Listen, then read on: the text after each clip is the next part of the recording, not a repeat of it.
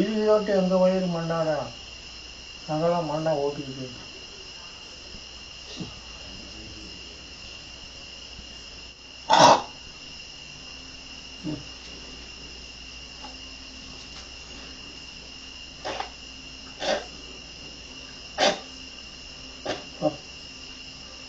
எவ்வளோ தூரத்துலேருந்து வந்தவே இருக்கு.